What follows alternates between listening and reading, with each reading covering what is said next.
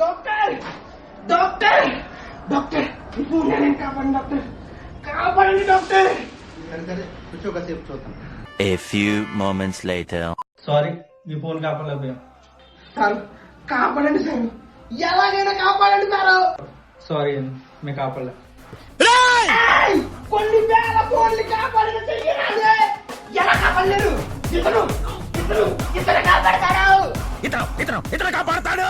సరే ఆ ఫోన్ ఒకసారి మళ్ళీ ట్రై చేస్తాం. ఆ రోజు కార్చి చంటుకుంది.